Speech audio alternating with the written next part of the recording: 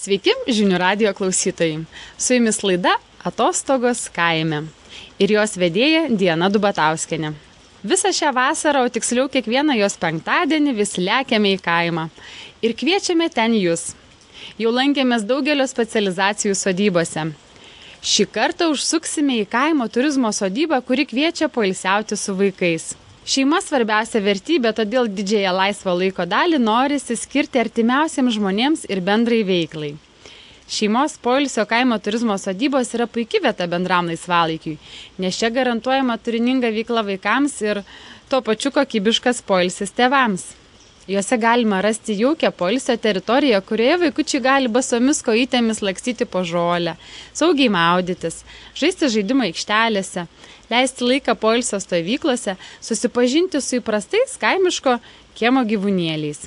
Šiandien, lyjant vasariškam lietučiui, sėdime pavėsinėje, svečiuose pas Aušrą Antanaitytę, kurios šeimos poilsio kaimo turizmo sodyba yra įsikūrusi Trakų rajone Penkininkų kaime. Labadiena, Aušra. Sveiki. Tik atvykus į jūsų sodybą, akis užkliūna už daugelio vaikams pritaikytų žaidimo vietų. Kaip kilo idėja tapti poilsio šeimoms su vaikais sodyba? Mūsų šeima kaimo turizmo verslu užsiema jau labai seniai. Nuo 1989 metų. Idėjos autorė ir verslo pradininkė yra mano tėčio mama, Joana Antanaitytė. Aš į Trakus iš Kauno atvykau gyventi 2003 metais, pradžioje tęsiau močiutės planus, tačiau ilgainiui supratau, kad taip dirbti man nepatinka. Mano pasaulėžiūra ir gyvenimo būdas prasilenkia su alkoholio vartojimu, rūkalais, trankia muzika. Pradėjau galvoti, ką galima pakeisti. Su vyru pasiskelbėme, kad nuomojame sodybą atostogoms. Pradėjome taikyti didelės nuolaidas nedidelėms grupėms, atvykstančioms kelioms dienoms ir ilgiau. Tai būdavo dažniausiai šeimos su mažais vaikais. Deja, supratome, kad mūsų sodyba tam visiškai nepritaikyta ir pradėjome keistis. Tai kuogi galite pradžiuginti savo mažuosius sodybos svečius? Esame įsigiję daug vaikiško inventoriaus, žaislų, įsirengėme vaikų žaidimo aikštelę, smėlio dėžę.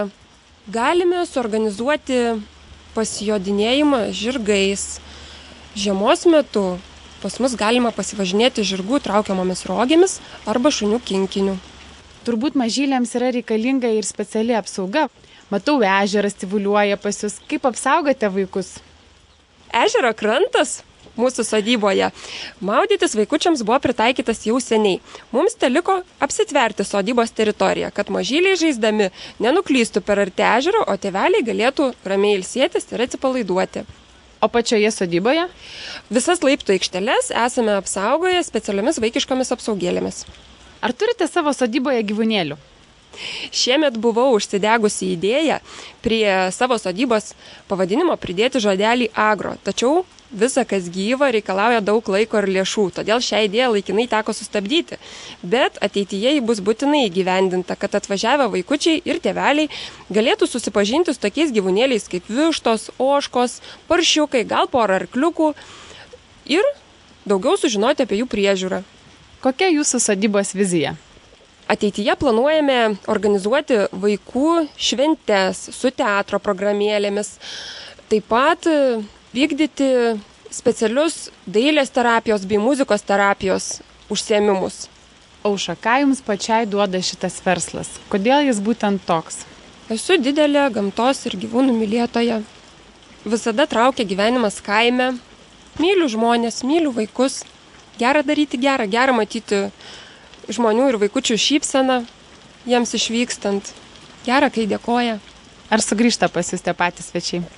Dažniausiai taip. Daugelis šeimų su mažais vaikais turi ir augintinių. Ar jūs leidžiate į savo sodybą atsivežti šuniuką, kačiuką, gal triušį? Turime prašymą iš anksto suderinti šį klausimą su mumis.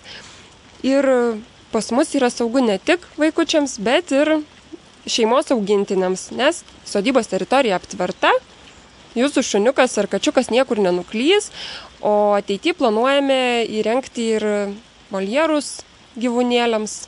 Galima bus saugiai palikti katinėlį ir triušelį Kokiam laikui pas jūs dažniausiai atvyksta šeimos su vaikučiais? Labai įvairiai. Turime svečių gyvenančių nuo 1-2 dienų laikotarpio iki viso mėnesio. Aušra, ar pastebėjote, kas labiausiai džiugina vaikus atvykusius pas jūs į jūsų sodybą? Batutas. Batutas, taip pat pieva, didelė teritorija, kad galima lakstyti, žaisti. Smėlio dėžė, labai mėgstama. Kai jūsų mažieji svečiai šokinėja ant batuto, žaidžiam smėlio dėžėj su šitiek daug žaislų, ką jūs siūlote tada tėveliams daryti? Kaip jie poilsiauja? Tėveliams galime iškūrenti pirtį, pasiūlyti karštą kubilą, valtis ir kitas vandens pramogas, žvejybą. Turime krepšinio aikštelę, lauko teniso kortus. Kodėl šeimos su vaikais turėtų poilsiauti Lietuvoje? Na, aš manau, kad mūsų šalis yra be galo graži, žalia, labai daug ežerų, miškų ir vaikučius reiktų pratinti prie mūsų gamtos, aiškinti jiems, kad gamtą reikia mylėti ir saugoti. Ir nėra ten ko važinėti po Turkijas ir jos plastmasinius baseinus. Pas mus Lietuvoje tikrai geriau. Ačiū labai, Aušra. Dėkui Jums. Šeimos su vaikais atvyksta pailsėti ir į Jurbarko rajone Klumpės viensėdyje esančią sodybą. Kalbinu jo šeimininkę Aistę Genienę. Sveika, Aistė. Labą dieną. Tikras malonumas yra visai šeimai kartu atostogauti gamtoje, puoselėti šeimos vertybės ir išlaikyti vienas kito artumą. Ar sunku yra sugalvoti ir pasiūlyti vaikams pramogų, tuomet, kai tėveliai nori tiesiog pailsėti ramybėje ir atsipalaiduoti? Na, pasiūlyti pramogų vaikam nėra sunku. Jie paprastai patys susigalvoja. Ypač jeigu yra draugų būrys, jeigu daugiau negu vienas vaikas, tai jau jiem ir taip smagu. Jie pamato upę, pamato mišką, pievą ir jie randa pilną užsiėmimų. Aišku, yra pas mus vaikų žaidimo aikštelė, yra smėlio dėžė, yra supynės, bet visa kita aš manau, kad vaikai susiranda patys. Jie plaukioja upę, brenda į kitą krantą, eina į mišką, suranda ten žvėrių urvus. Pas mus yra labai daug bebrų apgraužtų medžių. Mato paukščius, pas mus dabar kaip tik gandrai išperėjo gandriukus ir 4. aukšte turim teleskopą, pro kurį galima stebėti iš arti, kaip juos peni. Jau dabar greitai bus, kai išvys gandriukai savo tėvus ir toliau augs. Ir tikimės, aišku, kitąmet vėl atskris. Tikrai veiklos vaikam yra pilna. Jeigu jie ilgiau pasilieka, tai jie gali eiti į žygius, gali eiti padubisiais, pas mus galima nueiti 10 kilometrų.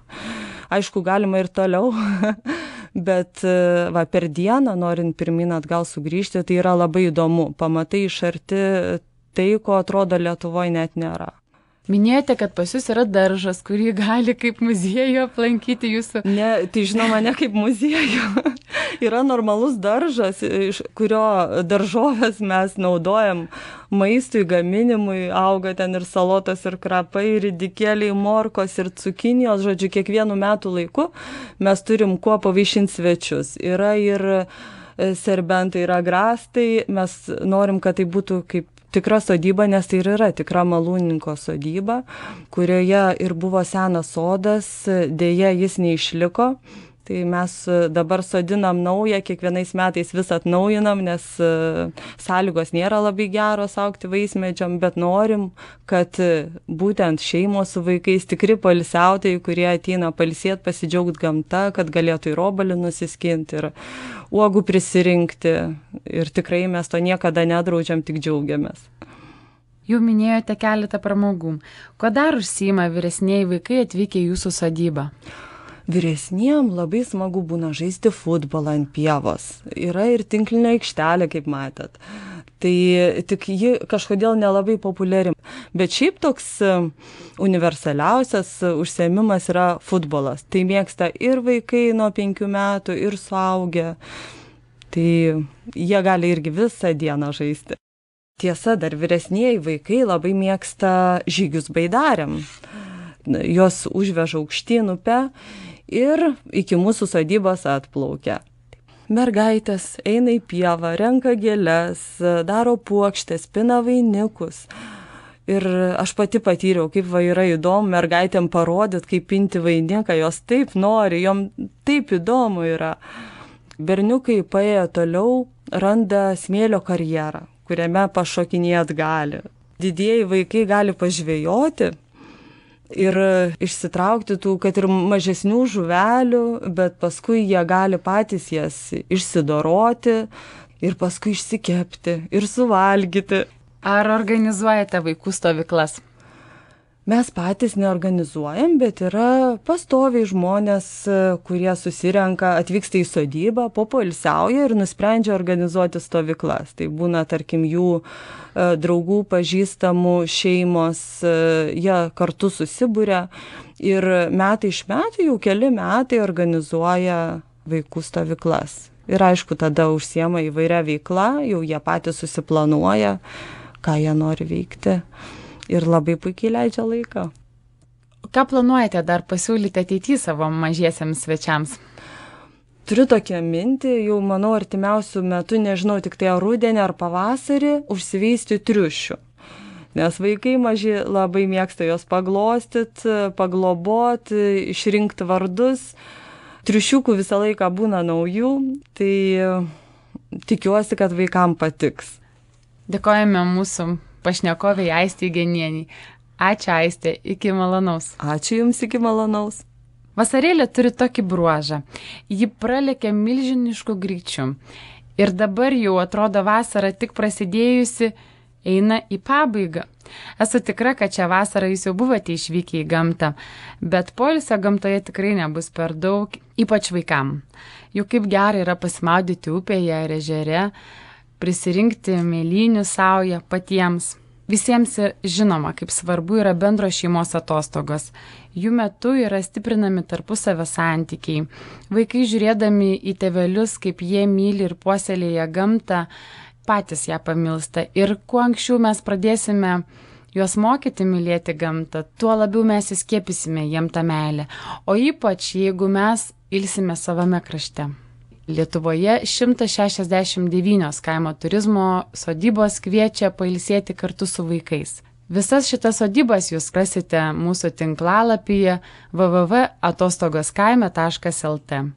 Tad iki kito penktadienio. Su jumis buvo laida Atostogos kaime ir jos vedėja Diana Dubatauskienė.